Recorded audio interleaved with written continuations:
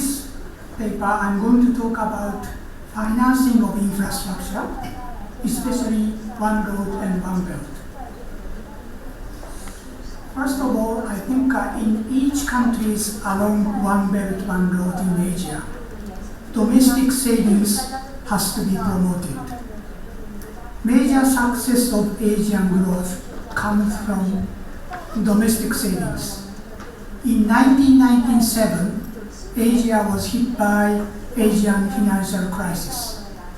In those days, domestic savings in Asian countries were very low. However, after 20 years of high growth, many Asian countries had very high savings rate. Lowest one was Philippines. But even in Philippines, their remittances are increasing. So these numbers show high savings that can be circulated within domestic investment and infrastructure. So first, I think Central Asian countries, they need to increase domestic savings. And domestic savings were collected by either postal savings, pension funds. Germany has those systems, and Japan, KfW, and they are providing loans to SME and infrastructure. And fintech can greatly change the atmosphere of savings. In old days, everybody went to post office or bank branch offices. But now many people can access to finance by mobile phones, internet. So that makes easy for Central Asian countries to collect savings. So that is one, the promotion.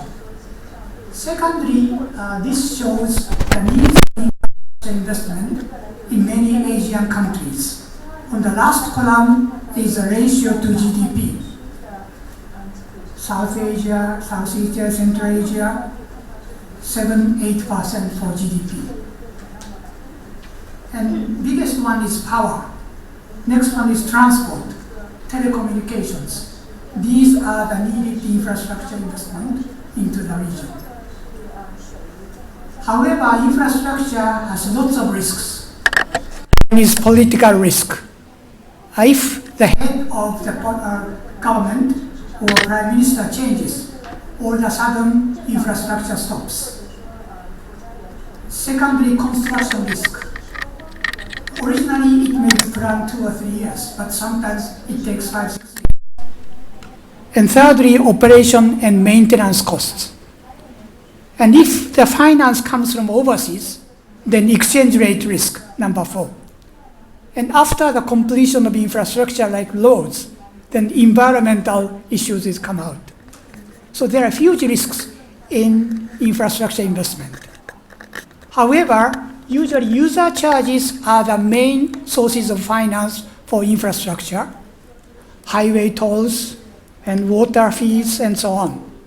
And they are regulated by the government.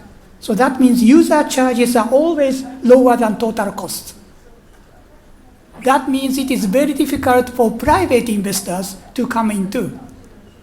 So many of the PPP failed in Asia, especially in India. Nobody wants to talk about PPP, public-private partnerships, because all the PPP failed. User charges are lower than total cost. Then we have to find out how to increase the rate of return on infrastructure. That is my main topic today. Suppose railway, highway, One Belt, One Road. Then the yellow regions are developed. There are big spillover effects. Then property tax will increase, new businesses come in, corporate tax revenue will go up, and people start working there. Income tax will go up, sales tax will go up. So after the good infrastructure has been completed, One Belt, One Road, then yellow region will be developed. Then huge increase of tax revenues come out.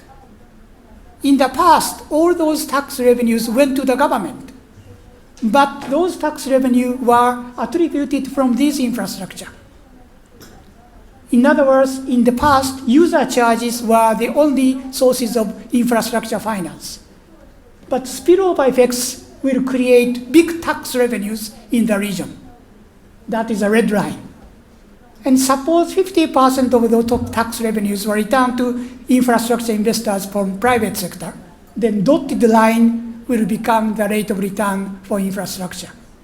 That can attract much more private money.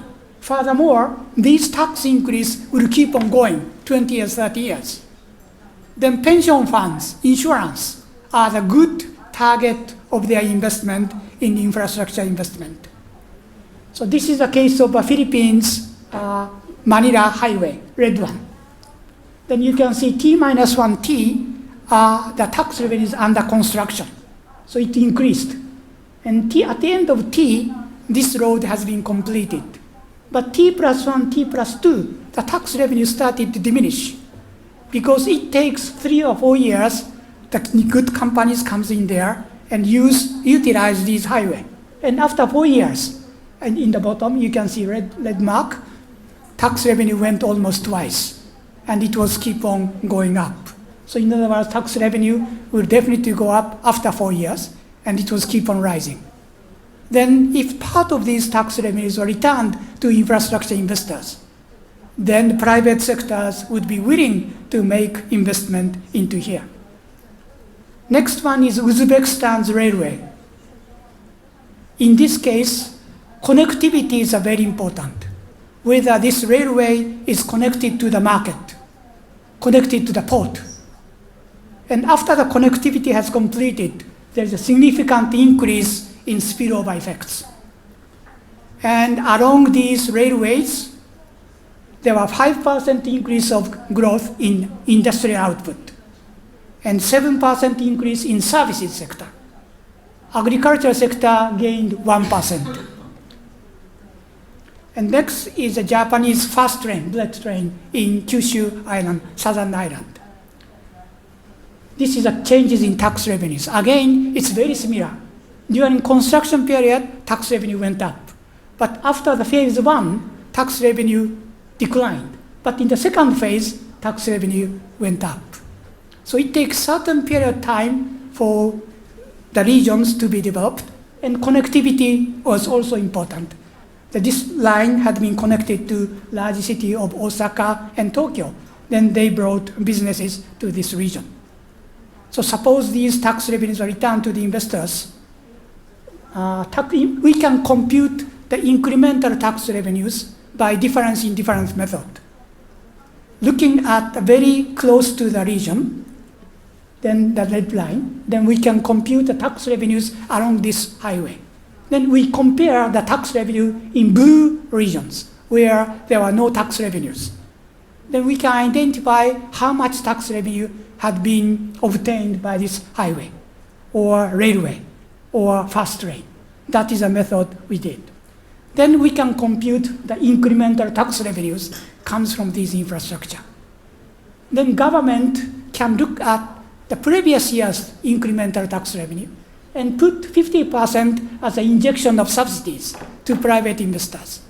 Then the rate of return will increase, and this will keep on coming every year for 20 years and 30 years. Then I'd like to look at the finance. There are very different kinds of financing for these infrastructures. One is banks, bank loans, these are relatively short. Second one is insurance and pension funds. Especially in Asian regions, we are preparing for aging society, so insurance and pension funds are growing. For example, in Vietnam, they have started pension funds, but they don't have any good instrument target to invest. So Vietnam's pension funds are now investing into US for government bonds. But there are huge needs in Vietnam for infrastructure investment. So if my method can be applied to Vietnam, then all these pension funds can be utilized within Vietnam. I talked about my idea, and the Philippines Finance Minister Rodriguez was very interested in, so I'm visiting Philippines again in June. And also Indonesia, President and supporters of the President liked my idea. So in August, we are going to show my idea to the President in Indonesia. And on the right-hand side are sources of finance, and left-hand side are the kinds of infrastructure investment. Banks are relying on usually relatively safe assets, and insurance also. Pension funds, then in the bottom, we can look at the revenue bond and equity investors. So there are many different kinds of investment will be possible, and looking at the safety and risks of infrastructure investment. And one kind is a revenue bond. Revenue bond means the return depends on the revenues of the change in tax and user charges. Then these revenue bonds are issued by infrastructure regional government or company. And certain fraction can be purchased by private investors. And certain fraction, in this case 40%, can be purchased by government. Then these bonds are fluctuating interest rates depending on the spillover tax revenues. So both government and private sector can share the risks equally, and the rate of return be equally separated. And last one is bond and equities. Return from the investment, first bondholders certainly receive some interest rate, and the rest will go to equity investors. So if the spillover effects becomes very large, then equity investors will gain a lot. So there are many different kinds of investment can be possible based on the infrastructure. And many Asian countries are facing with aging population. So insurance and pension funds are growing in many regions, and also in Central Asia. So that could be a very good sources of finance for One Belt and One Road. And also this infrastructure has very different regional disparities. So One Belt and One Road may come up different performance. This is the case of Japan. Left-hand side is Northern Island, right-hand side is Southern Island. You can see bar charts, lengths are very different. Left-hand side is 1 kilometer of road, railway, how much it has affected to the region, manufacturing industry. Right-hand side is services industry. So region by region, impact of infrastructure investments are different. Left-hand side is Hokkaido, is the northern part of Japan. It's a very snowy region. And that was a mistake. Infrastructure rate of return is very low because they have developed manufacturing-oriented infrastructure. But Hokkaido was very good for tourism. Then they should have focused on tourist-related infrastructure, airport, and hot springs, ski resort. So we have to very carefully in One Road, One Belt. Some regions are good for agriculture. Some regions may be good for tourism. Some region may be manufacturing, service sector. Then we have to have look at the different kinds of infrastructure investment. So that is a lesson from Japan. Then suppose tax revenue, 50% were returned. How much it will have increased the rate of return? This is the exercise from Japanese examples. Then please look at the bottom row. Rate of return would have been increased 43% or 39%. Suppose original interest rates were 10%. Then bringing this spillover tax revenue of 50%, that would have increased 14.38%. So the rate of return will become significantly increased. And last 2 points. Infrastructure has to go together with development of small businesses in the region. Left-hand side, the Cambodian lady who started small restaurant, small shop along the road. Right-hand side, bottom is a 40 Vietnamese ladies who started business along railway. Top one is Japanese agricultural farmers. They want to sell their products after infrastructure has been completed. But startup businesses are very difficult in Asia to borrow money from banks. So we have to find another method to provide money to these startup businesses. And that method is called hometown crowdfunding, hometown investment trust funds. It originated 20 years ago in Japan, and we started to call it hometown investment trust funds. Then Americans started to call it the crowdfunding. But Japanese hometown investment trust fund was much older than US. And when I made speech in New York, many investors in New York said, this is crowdfunding. So I think origin was come from Japan. And then these hometown investment trust funds, people in the region contribute $50, $100, and then provide loans to these ladies for their start of the business. So they are watching each other, and the trust is very important. Most of the cases, ladies' performance better than man. And lady for Cambodia, right-hand side, 40 Vietnamese ladies. So those are the success stories. And top one is agricultural farmers. They want to receive some fund. And some of these products are sold through internet. So they can sell along the highway railway, but they can also sell it to all over Japan. And some of the products are sold to overseas. And lastly, education turned up very important. I used 44 country data.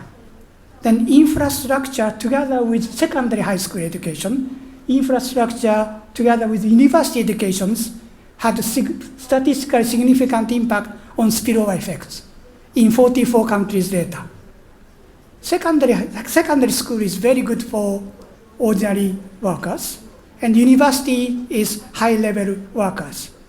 So that they're providing money to SME, startup businesses, and also providing good education into the region. That will increase the level of development. And all my presentation is in the book, Financing Infrastructure in Asia and the Pacific. It was published from ADB Institute. You can download free of charge anytime. Okay, that's all my presentation. Thank you very much.